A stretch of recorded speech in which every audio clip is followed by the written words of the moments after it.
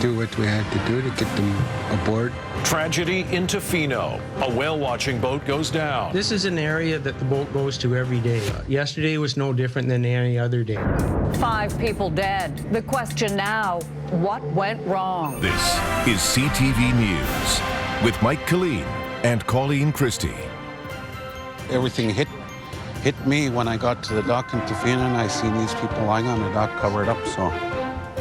These images captured right after a whale-watching boat began to sink. Now we're hearing stories of heroism and a community coming together in the wake of an unthinkable tragedy. Good evening. 5 people are dead and 1 is still missing tonight after a Tofino whale-watching boat overturned. 27 passengers and crew ended up in the chilly Pacific. The accident happened about 15 kilometers west of Tofino in the waters off the rocky coast of Vargas Island.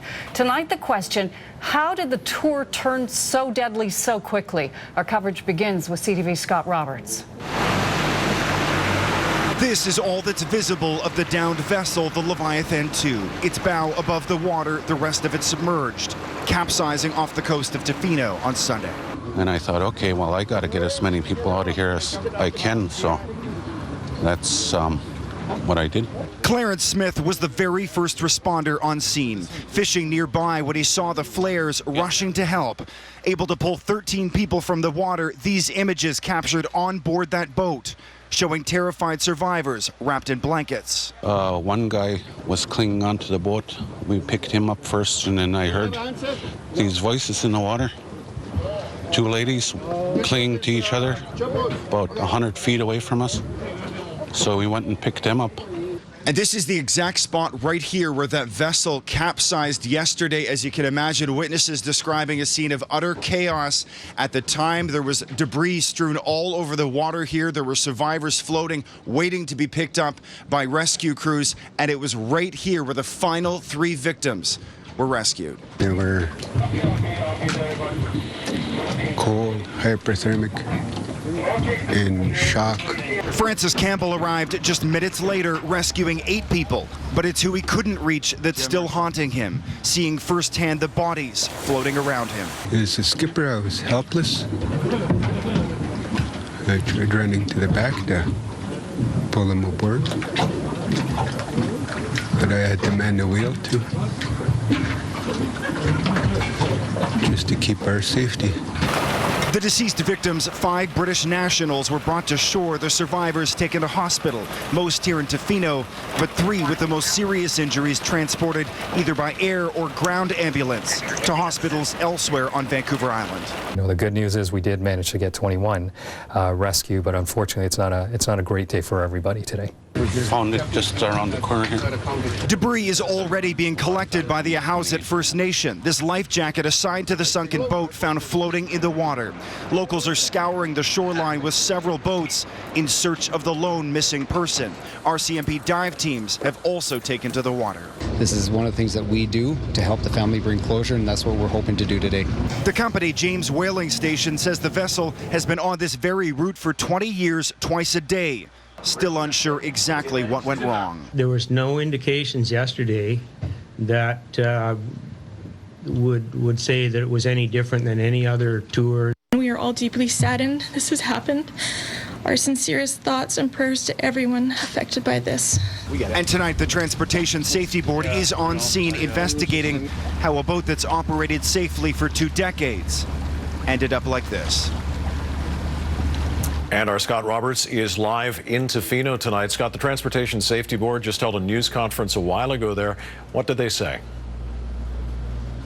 Well, certainly earlier in their investigation, Mike, we know they have sent a plane to the area to assist in the investigation and the search for that one person who is still missing. We also know they're going to be speaking with the captain, the crew, any passengers who were on board that vessel when it went down to attain some firsthand witness accounts.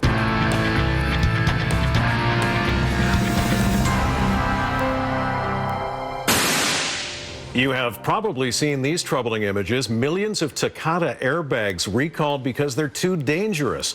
And remember GM's faulty ignition switches linked to more than 100 deaths, also recalled.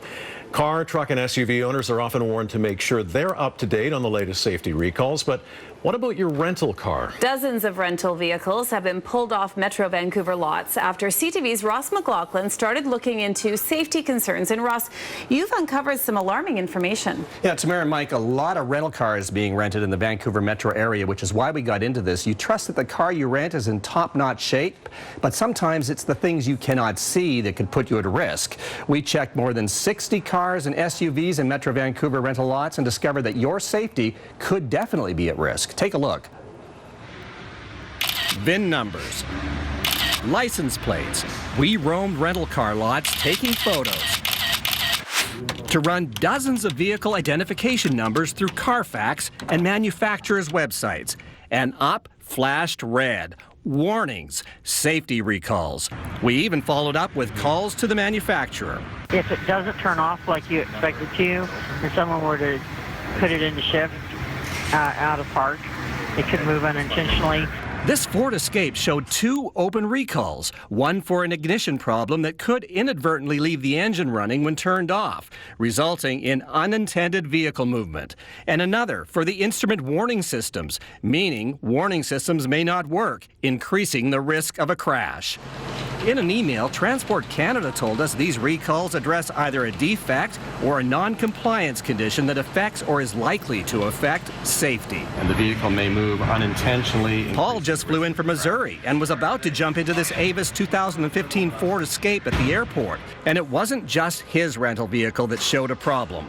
When we ran the plate and the VIN on another Ford Escape at budget, it also had the recall defect that could leave the engine running.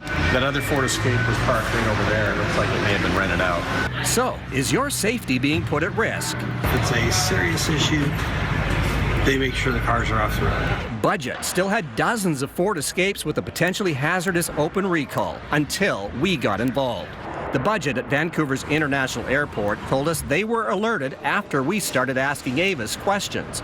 They pulled 40 Escapes from the Vancouver area to be fixed, a repair that takes about an hour. So what about Avis and the vehicle Paul is renting? Do they take them out of service? Yes. Avis sent us an email stating that when there is a recall, they place them on a hard hold in our reservation system, meaning they are not rented out until they're fixed. Okay, what about a compliance safety recall?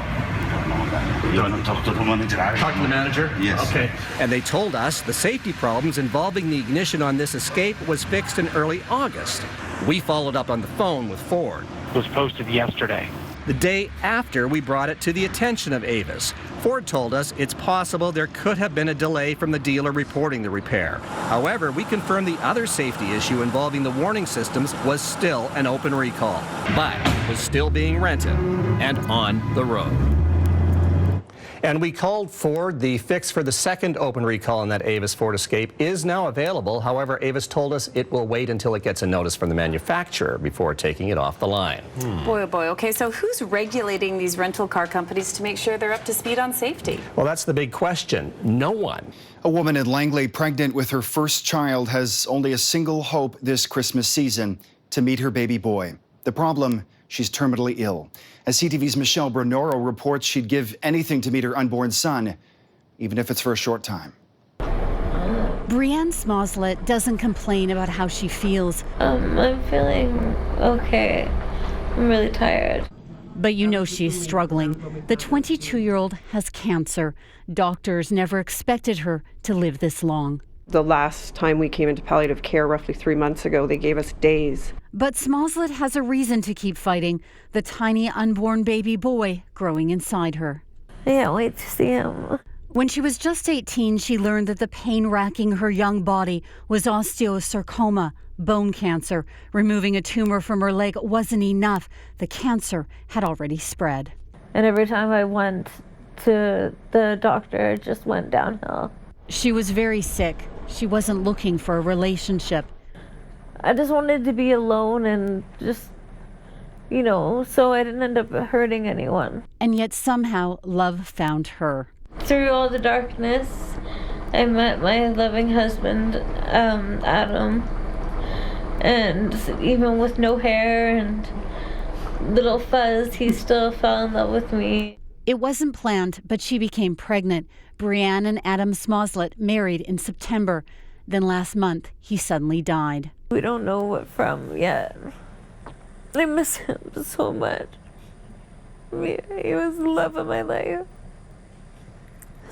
On a wall in her hospital room, her husband's picture next to ultrasound images of the little life she is carrying. And she wants to keep a part of her and Adam for their families who they're leaving behind. Nice, loud, strong heartbeat. She is now 26 and a half weeks into her pregnancy. Doctor said everything seems to be going great. I was like, I just spoke him. Hello in there. She's already naming the baby Salvatore, or Sal. I mean Savior. So we're going to go with that. A GoFundMe page has been set up to help her and her baby. It's hoped doctors can do a C-section when her pregnancy is at 28 weeks. I've always wanted to be a mom. Her wish, a healthy baby and a chance to hold him, even if it's only for a short while. Michelle Murrow, CTV News, Surrey. A little perspective for all of us on this Christmas Eve and what it means to be with family. We're back after the break. This is a CTV News special report. Lest we forget, welcome to CTV News coverage of the annual Remembrance Day ceremony, live from Victory Square in downtown Vancouver. Good morning and thank you for joining us. I'm Mike Killeen. And I'm Carrie Adams. 97 years ago today, the First World War was finally over, leaving a young country, Canada, left to mourn a lost generation. Since then, through times of peace and times of war, this day, November 11th, has taken on a very special significance as we pay tribute to those who served their country and never returned from the horrors of war. We here at CTV are pleased to bring you full coverage this morning of the Remembrance Day ceremony here in downtown Vancouver, live from Victory Square. Now the ceremony gets underway in just moments with the singing of our national anthem. Let's listen in right now to commentator Cameron Cathcart. I guess I've been bullied for my entire life, whether it's how I looked, how I spoke, how I walked. This is not about struggle, it's about triumph. It's about one young, determined journalist named Dixon who covers the Vancouver Giants. And it's about Dixon reminding us that words are powerful. Hurtful words have a lasting impact. There was this girl that I found attractive, so I went up to her and said, hey, you wanna go out and hang out sometime? And she straight up said to me, well, sorry, I don't go out with cripples. That was something that hit me hard. I let that get to me for a long time, but now I look back and I laugh about it and I joke around about it, so it's all good. What's even better, inspired by the recent anti-bullying flash mob around him, Dixon decided to express himself in his own way on the Giants website. I have gone from being a youngster with low esteem to someone that has found my true self. I was born with cerebral palsy, which affected my legs. I'm lucky that it doesn't affect me mentally. I'm lucky that it doesn't affect anything else. How long have you wanted to be a sports reporter? Oh, for my entire life. The press box is his home away from home. I feel like a general manager sometimes. Just 19 years old, Dixon has plans of making that step from the junior ranks to the pros. Sooner rather than later, I get to work in the NHL full time. Sooner than later, indeed. Dixon is already living his dream of covering the Vancouver Canucks on a part-time basis. The rookie reporter isn't afraid to ask those tough questions. Kevin, take me back to the play that you got hurt. Chris, obviously you went the college route when you first started. I think he gets the same kind of respect that anybody else would get, and he comes in and he seems like he's well prepared with his questions, and he has a lot of one-on-ones, it seems, with the guys, and the guys really enjoy it. Asking questions is what I like to do, and telling stories first and foremost. And the story Dixon wants to share at this moment is that Pink Shirt Day is not just about today. If you're going to put that pink shirt on or have a sticker that says acceptance, embrace it, believe in it, and do it every day.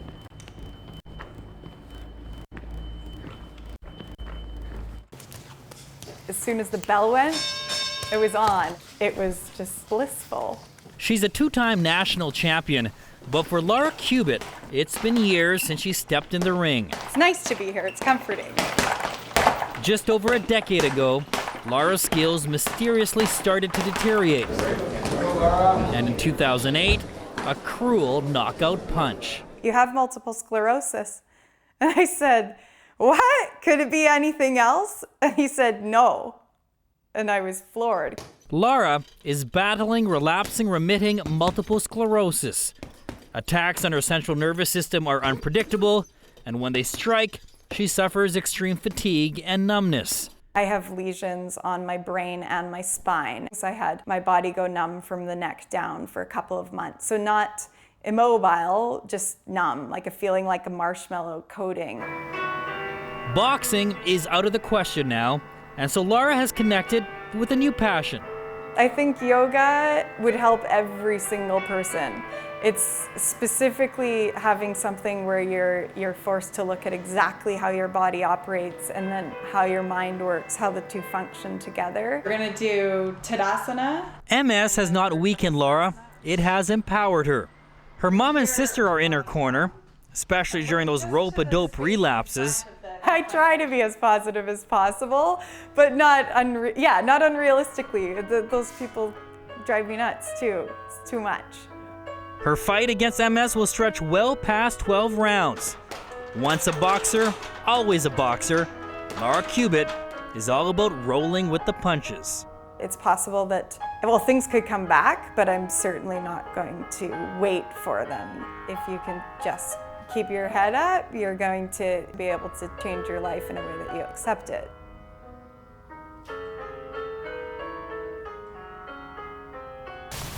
His stroll through the grass is remarkably still steady.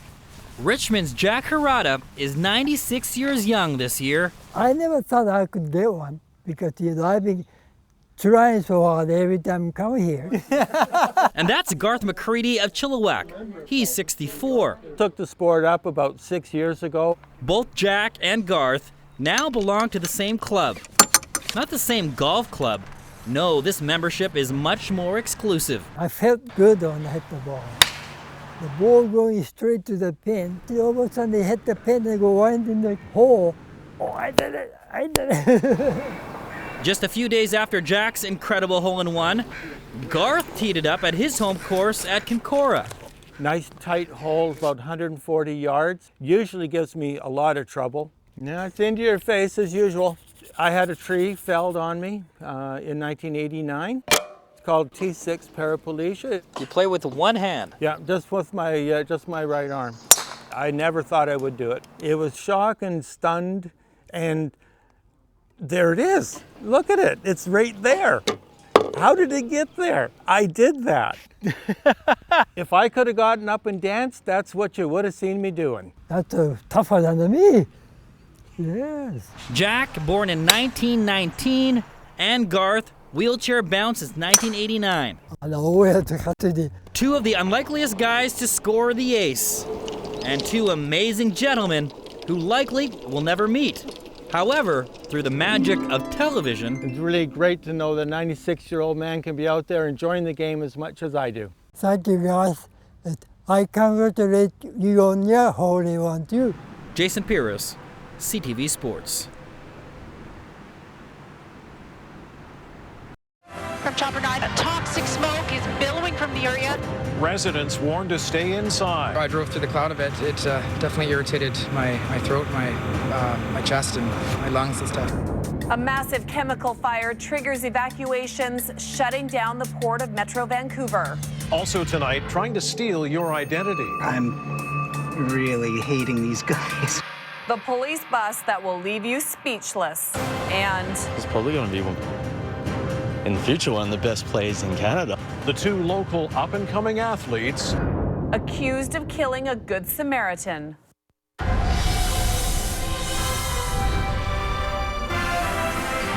This is CTV News with Tamara Taggart and Mike Killeen. A large chemical fire at the Port of Vancouver has been sending heavy smoke across much of the city since just after 2 this afternoon. The situation has triggered evacuations and warnings for people downwind to go inside and close their windows. Rail operations, including the West Coast Express, have also been shut down as a precaution. It's happening here in the middle of the container terminal at the heart of the busy port that dominates the Vancouver waterfront. The smoke has the Vancouver Fire Department warning people living north of First Avenue and east of Main Street to be especially careful. Good evening. We're covering this story in the air and from the ground. Let's begin with CTV's Penny Daflos live at the north end of Main Street tonight. Penny, this broke out at about 2 o'clock this afternoon. Are firefighters making any progress? Well, they certainly are, Mike. You can see there are 3 large jets of water right now, still targeting a single container that was buried deep amongst other containers. Investigators still aren't sure exactly what happened, but some sort of fire started and a massive plume of gray smoke just started billowing from this area. Firefighters forced to form a defensive attack against this fire. 65 firefighters in this 4-alarm fire. They were working on it for upwards of 3 hours before we started seeing some progress against that smoke. Around 4:30 this afternoon, that was the real turning point. Fire chiefs tell me that it has been too dangerous for them to get too close, and they have simply had to let this one start burning itself out, to wait for the chemical that's inside to just incinerate itself. And as it's been burning, it's been feeding itself with oxygen, and that's part of why it continued. And not only that, they have had a challenge with water in this area. They had to bring in some pumper vessels to bring in water from the harbor to pump water onto this fire because there aren't a lot of fire hydrants in this area. Here's Chief Dan Wood with a little bit more information about the chemical that's inside. This particular chemical that's burning here today is a respiratory irritant. That being said, we want you to take all precautions to keep your windows closed. And if you have a respiratory condition, that you get yourself into a position where you won't be in the smoke itself. We have set up a perimeter of about 800 meters for evacuation for safety purposes. And we'd ask those people that are in the evacuation zone to adhere to VPD's recommendations to stay back. So a really stubborn fire, Penny. Any idea how long it will take to put it out completely? No, and actually firefighters aren't quite sure either, and that's why they continue to pour water on this thing to try to snuff it out. As I said, it's only originated in that one container, but several containers around it were heavily damaged as well. We're not sure if that's contributing at this point. Investigators haven't been able to get in close enough to try to figure out why this started either. They're pretty sure that it wasn't dropped or jostled because it was buried amongst the other containers like that. They don't know, was this an issue of a leak? Did it originate inside or outside the container? These are all answers that they're trying to get to. Some encouraging signs, though. Within the last hour or so, we've seen a number of Vancouver police leaving the area. No lights, no sirens, so it seems that this is dying down, and hopefully investigators can get in there soon and get some answers, Tamara. Okay, I know you're staying on scene, Penny, so we'll check back in with you in a few minutes. Let's continue our coverage now with CTV's Scott Hurst. He's live on Powell Street tonight. Scott, what's the situation for residents downwind from the port fire? Mike, for residents downwind, they're being urged to be extremely cautious. We have been downwind of this for the last few hours, and at one point the smoke got so thick and the wind came directly at us that as we were gathering information, we had to put on these gas masks when it got the most intense. It's died down a lot since then. That chemical smell that was in the air has also dissipated, but residents downwind are still being urged to be extremely cautious. The shelter in place has been lifted. For a while, that was the area east of Main, west of Nanaimo, and north of First Ave. The shelter in place means to close all windows and doors. That has now been lifted, but everyone in that area, downwind especially, is being urged to be extra careful. Now, in the area around the fire earlier, there are a lot of businesses, a lot of residents too, so the workers were told they were given a little bit of time to get out while they could get home. It'd be a lot easier for them to get out of the area then than having to stay inside for a few hours and then try to leave. So they were allowed to leave. Residents were told to go inside and once again close their doors and windows. It has dissipated a lot since then, but they're still urged to be extremely cautious. Do not come down to this area unless you have to. If you do go outside and you do smell that chemical smell or feel a little burning in your lungs and chest, definitely put a towel, put a scarf, put a jacket over your mouth and nose if you have to. Now, we spoke to a lot of these residents who are leaving, and this is what they had to say. I just know there's a chemical fire. I don't know what the chemical is or anything like that. It's basically about 50 feet away from us, I want to say, and it's blowing right in our direction. So with us in our 16-foot windows, it makes sense to be evacuating at this point. Well, it was a small plume to begin with, hardly anything, and then one fire truck shows up, and then a little while later, another fire truck shows up, and then it just keeps getting bigger. I drove around the corner and I heard all these ambulances and fire trucks, and I didn't really know what was going on, but I talked to one of the police officers, and he said that there was an explosion. Oh yeah, it smells really bad. What does it smell like? It's acid, I think. That's what I heard. It's one of the acid. Yeah. It's like a tire smell? Yeah, tire smell. Yeah. Like melting tires? Yeah. Oh, terrible. Oh man, it's just terrible. When you breathe it just hit your lungs, and you hardly breathe. Scott, I know that people that were in the way of the plume of smoke as it was heading towards them were trying to track it on social media and finding out in the media what was going on. But how were others being told to get out of their homes and close their windows or at least stay inside along with the businesses as well? Yeah, they were hearing directly from police officers who were patrolling the area. We saw a number of police officers in their vehicles, also on motorcycles. They had gas masks on at the time, and everyone that was on the street, they were going up to them, they were stopping them and saying, get out of here, go inside, or get out of the area. A lot of businesses that we talked to, a lot of workers that came down said that, you know, their bosses, their CEOs were coming in and saying, okay, police are advising us to leave. Now's a good time to leave so that we're not stuck inside the rest of the evening or until the shelter in place was lifted, as it was just a short time ago. Now, those without housing downtown here in the downtown east side especially, there are options for them as well. If you don't have housing in the downtown east side, people living in the area are urged to go to the Carnegie Center, the Evelyn Saller Center, or the Union Gospel Mission. Also, all VPL branches and community centers in the area will remain open as well for residents to go. If you are feeling that lingering effects of the chemical smell in your chest or in your throat or in your nose, you're urged to go to one of those branches or just get out of the area completely. Mike? Good advice. Thanks, Scott. Live on the Powell Street overpass. Well, a key question people are asking right across Vancouver and even into Burnaby and Coquitlam, what is the chemical that's burning in this fire? Mi-Jung Lee is live near the port, and Mi-Jung, this chemical has a long name. It does, and I've been trying to practice it all afternoon. Trichlorocyanuric acid, or TCC. And it's an industrial disinfectant. It's used to treat water. It's used in swimming pools. And the effects can be similar to if you're exposed to bleach. Now, I did speak to some workers who were here this afternoon, and early this afternoon, they first detected a smell that was similar to chlorine. And then that's when they detected the smoke coming out of one of the containers. So we spoke to the Chief Medical Health Officer, Dr. Patricia Daly, about some of the symptoms that can come from being exposed to this acid. It can irritate the respiratory tract, so people might start coughing, might experience some difficulty breathing. It can also irritate the eyes. As I mentioned, it might be like swimming in a chlorinated pool. So people who are within the plume of smoke from the fire might notice those effects. Now, the good thing is that the effects are short term. So when the chemical smoke is not in the air anymore, your symptoms will go away. But, you know, earlier in the afternoon, here, this is a warehouse district. A lot of people working in these buildings were getting out at 4:30 or 5, and we saw that police cars were driving up and down Railway Avenue on their bullhorns, telling people, get home or get inside, close your windows. There was a cyclist who was heading east up Railway, but the police officer said, no, turn around and go the other way, because the smoke was heading east when the fire was raging this afternoon. So a lot of workers were glued to their windows this afternoon watching this fire and watching the firefighters trying to put out this stubborn blaze. And as you can see, the air tankers are still there, the 3 of them going strong all afternoon.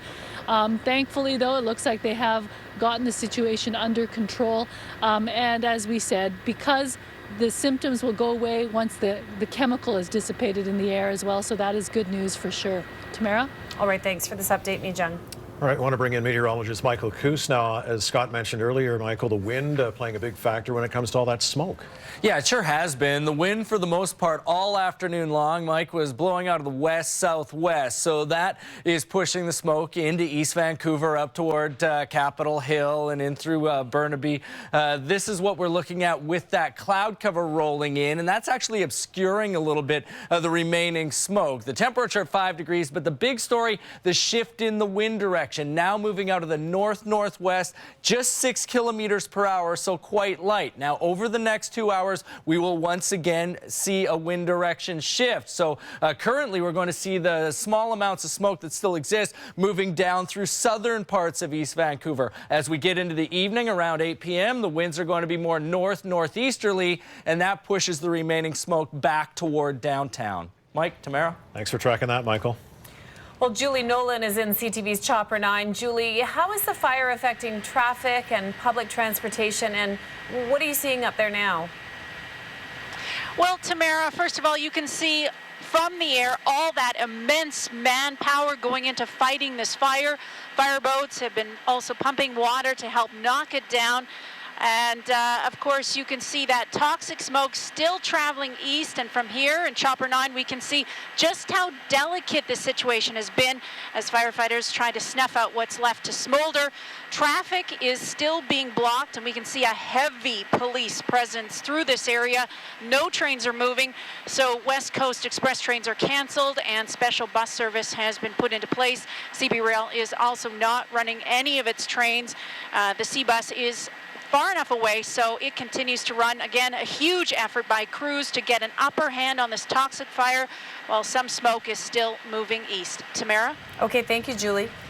Well, Chopper 9 and our camera crews aren't the only ones capturing images of this fire. Witnesses are using social media to post pictures and video and to share information. Our Norma Reed is watching that part of the story from our Breaking News Center tonight. Norma, what do you see? Well, Mike, not just photos, also video like this one right here. We've heard it was taken by a worker at the port, and this obviously at the very early stages of this fire. You can see the smoke pouring from that container and just spreading. Our viewers out there also sent us a ton of photos.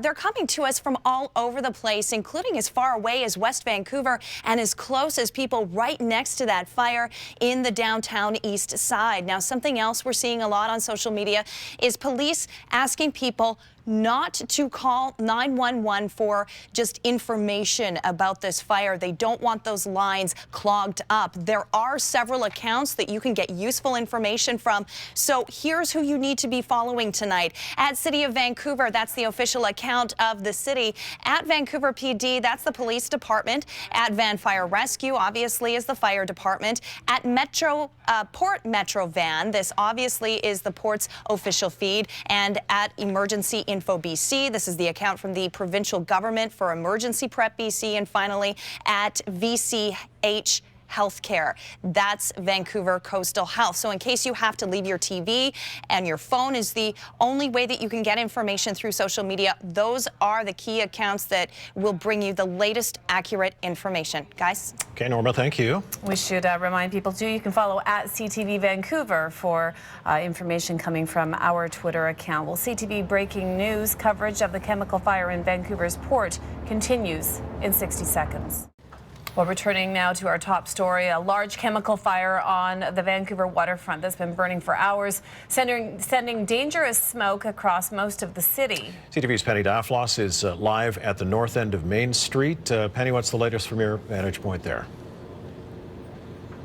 Mike, we're still seeing steady progress here at the fire. There are still 3 jets of water that are being directed onto the single container that caught fire earlier this afternoon. The smoke, you can still see it there. There's still some smoke, but I can tell you it's much better than what it was earlier. And here's another encouraging sign. I don't know if you can see the moon there. Earlier, the smoke would have been so thick that we wouldn't have been able to see that far. But as you can see, it's still incredibly hazy. A lot of smoke throughout the area. I'm going to show you a map now of what Vancouver Police and the City of Vancouver. This is the area that they were telling people to shelter inside, to try to avoid being outside, stay indoors, close windows, shelter their mouths because of the intensity of the smoke. They were calling that a shelter-in-place order. Well, we'll be right back with the story of a local credit card factory that's been shut down by police.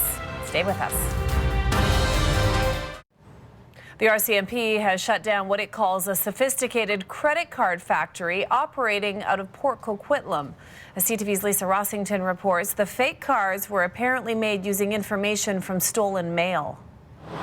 Citadel Heights in Port Coquitlam. Since January, there have been over 80 cases of property crime. Homes and businesses have been broken into. Dozens of community mailboxes ransacked. And police say the man who they believe is behind the crime wave, Alvin Chand, lives here too.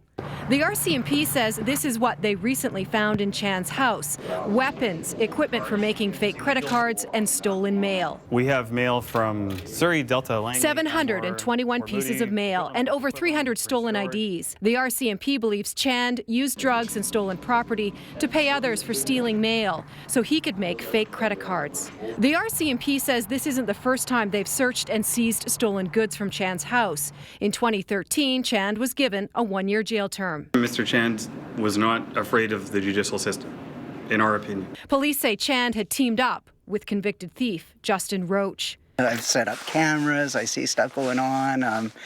This mailbox has been hit a couple of times. And residents are fed up and have resorted to setting up security cameras to try and catch the mail thieves. Confirming that this is your son, Alvin? Yeah. At Alvin Chand's home, his mother insisted her son is innocent. I think he had few friends that was kicked out from his home, and they had stuff stored here. That's why he's in trouble. Chand and Roach are facing dozens of charges. Lisa Rossington, CTV News, Vancouver. We are learning more tonight about the men charged in a fatal stabbing outside a SkyTrain station. Police say the victim, James Enright, died when he tried to help a friend who was involved in an argument. As John Woodward reports, the accused killers are both well-known local athletes. Taituzi Vikalani plays 8-man for the Burnaby Lake Rugby Club. The 18-year-old shows a lot of promise. He's probably going to be, in the future, one of the best players in Canada. Teammates say he's a former MVP from a big rugby family. They call the 230-pound player a good guy. It's just Tootsie. He's just one of the boys and great rugby player, and yeah. It's just one of the family here. That's why news Vikalani is one of 2 men charged in the death of James Enright comes as a surprise. Police say Enright was stabbed when he stepped in to help a friend in an altercation at Edmonds SkyTrain station on February 15th. This is a man who was innocent, got caught up in a situation and died, and while it's tragic. 22-year-old Jesse Selim was charged with second-degree murder in the case. Records show the former Mosscrop secondary student doesn't have any previous criminal charges. Selim played soccer. His dad coached a team. All I can tell you is that it's a tragedy. Vikalani is a grade 12 student at Burnaby Central Secondary. Students there are just as shocked. I don't think so. I don't think he's not that kind of person. He might be a big guy, scary-looking guy, but he's a good guy. He seems pretty nice. I didn't think he would be doing that. I don't think that he could have been part of this. Seems like a nice guy, yeah. Both Vikalani and Selim remain in custody until at least the next hearing, scheduled for March 10th. John Woodward, CTV News, Burnaby. A manhunt is underway outside of Victoria after what police call a random attack on a jogger. As Binder Sudjan reports, the woman in her 20s was running on a popular trail when she was knocked unconscious. A crime scene expanded this morning as Mounties searched for clues in a violent and random assault. This woman was simply out jogging, minding her own business, and was just unfortunately attacked. It makes us stop and think. The victim was ambushed around 7 last night while on a well-traveled path near Glen Lake. Joyce Wright lives nearby. There were a lot of policemen there and police cars parked and lights on the park. That fence by that police cruiser, well, beyond that is where officers say the attack happened. A man stopped a woman, asked her for the time, and then somehow she was knocked unconscious. That's not all. After knocking her out, police say the suspect then robbed the 23-year-old. What did you think when you heard that? Violated. RCMP got a call for help about an hour later.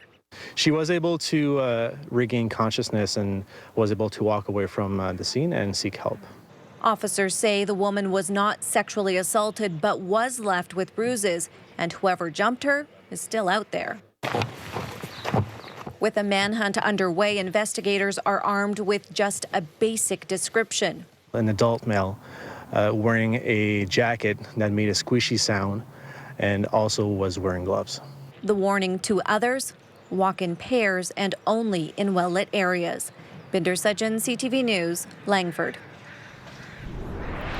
DNA evidence has led to the arrest of a Langley man accused of a series of violent sexual assaults. RCMP say 22-year-old Kevin Sharp sexually assaulted a sex worker in Langley last October, just days before attacking another woman in Surrey. But before those incidents, last May, they say Sharp walked into a woman's home in Langley and sexually assaulted her in her bedroom. DNA from that attack was linked to the first one in Surrey. Coming up next, how to protect your family and your home. Those are best detected by alarms with ionization sensors. Is your home protected with the right kind of fire alarm? What every family should know. And later... So that's Dan over there in the far corner, the yogi of the table. On the last word tonight, peace, tranquility, and emotional diagnosis through ping pong. This is CTV News.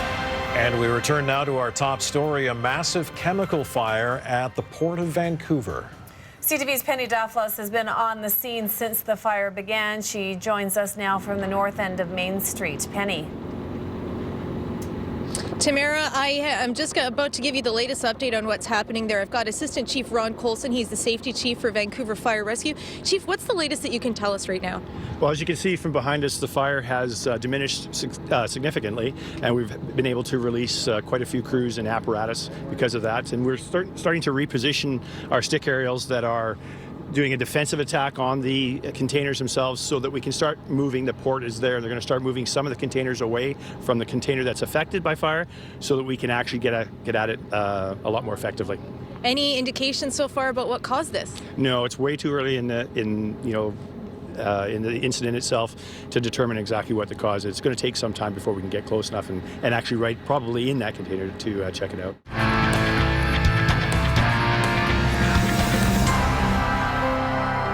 Well, hard to believe, but daylight saving starts this weekend, the time firefighters remind us to check our smoke detectors. Yeah, and with good cause. Linda, hundreds of people are killed each year in residential fires. Hundreds of people, and smoke detectors can really save lives. There's a lot on the market right now, and some are better than others. So tonight we've got the latest consumer testing on smoke detectors to see which ones work the best. In a home fire, the risk of dying is cut in half if you have a working smoke alarm. But National Fire Protection Association statistics found that alarms only sounded in half of the home fires reported to fire departments between 2007 and 2011. Bernie Dietrich tests smoke alarms for Consumer Reports. In this chamber, he creates fires to see how quickly alarms respond. And still to come tonight on CTV News at 6, The Last Word with Mike McCardle. All right, let's bring in meteorologist Michael Koos in the CTV Weather Center. Michael. Hey guys, some cloud covers creeping in. Wind remains very, very light, and as I mentioned earlier, it is shifting around now out of the north-northwest and becoming northerly northeasterly, but quite light in the 5 to maximum 7 or 8 kilometer per hour range. Here's some of that cloud that we are getting filtering toward Vancouver. Well, supporters of a drug and alcohol treatment home are bracing for another round tonight with a group of angry North Vancouver residents. CTV's Peter Granger looks into what this kind of program has to offer patients and the community. The Turning Point Recovery Home in Richmond looks like any other house on the street, but inside you'll find a highly structured living arrangement where 9 men at a time are recovering from addictions under supervision 24/7. 80% of the male clients Turning Point treats are white, between 35 and 45, fighting addictions to alcohol and or cocaine. You know what? It's about changing lives, and when you see that there's a difference being made here, it's good for the heart. I mean, I tried many times by myself. One young man who has changed his life is Jeremiah Clark. He came to Turning Point addicted to crack. After 2 years here, Clark is clean, so much so he's now studying to be an addictions counselor himself. I'm taking steps in my future that I've never taken prior to, coming into a place like this. The info session held by Turning Point in North Vancouver 2 weeks ago for a proposed recovery home overflowed with angry residents. Eventually, the session had to be shut down. Our clients are very internally motivated to come here. They aren't being ordered here. They aren't being told they have to come here or you'll lose your job or you'll lose your family. They come here because they recognize they need to make fundamental changes in their lives and that they need help doing that. Jeremiah Clark says Turning Point Society became his turning point. He thanks the neighbors around the home, too, who have been open and accepting. He believes they helped speed up and secure his recovery. Peter Granger, CTV News, Richmond. All right, and Perry's here now. Yeah, lots going on in your world and in my world, too. It's official. The Vancouver City Council has voted unanimously to rename a stretch of Abbott Street in honor of beloved hockey legend Pat Quinn. City staff reports that Quinn's family had already approved the plan, which will see the block of Abbott between Pacific and Expo renamed Pat Quinn Way. He coached 280 games with the Canucks, also served as the team's general manager and president. Quinn died at Vancouver General Hospital in late November after an undisclosed illness. So that's what his family was hoping for? Yes, yeah. That's great. Good stuff. Thank you, Perry. Lots more to come. We'll be back right after this. Stay with us. I want to recap our top story for you tonight. A large chemical fire at the Port of Vancouver. It's been sending heavy smoke across parts of the city all afternoon. It appears to be dying down right now. This is a live shot right now from CTV's Chopper 9 of Port Metro Vancouver. As you can see, crews are still dousing the smoke containers. And this is what it looked like earlier today when the flames broke out inside a container holding a chemical similar to bleach. That happened at about 2 o'clock. The plume sending toxic smoke, triggering evacuations and warnings for people downwind to stay inside and close their windows. Rail operations have also been shut down as a precaution. The West Coast Express, which stopped running earlier this evening, will be back up and running, we're told, in just a few minutes. Well, when you think of ways to relax, playing ping pong probably isn't the first thing that comes to mind. Mike McArdle has the last word on how to turn a popular pastime into a better state of mind. He used to play barefoot until they said no. Yogis don't wear shoes, but they do follow the rules. Yogis also get things out of little things, like the sound of the ball. The sound of it, the way you hear it that day, tells me a lot about how I'm doing this day. So how are you doing? Today, could be better. You've heard of the life of pi. Well, this is the life of ping. What Dan finds in a ball is what most of us search for in our own lives. It makes me feel peaceful. That's in the ball. It makes me feel peaceful. And you know, I like to do yoga, and this game is also sort of a yoga dance. He says, like the yin and the yang, this is a delicate balance. Well, you want to win, but beating the other guy is not what you want. No? No. If you get better, you will get him to be better too. That's kind of like what all religious leaders and philosophers say, except Dan found it with a paddle, even if he has to wear shoes. Being kind to them, but I'm not losing. I'm not a sucker, okay? I want to win very badly. But my winning is by making the shot, the impossible shot. Save a ball that couldn't be saved. I got it. And they will lose maybe because of it. So my point is to win myself, not the other guy. Yes. And even though Dan didn't feel very good today, he did win all his games.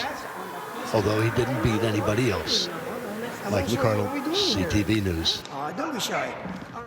It's a tough game. Love it. Great game. I love it too, but it's tough. Yes, it's a stress reliever.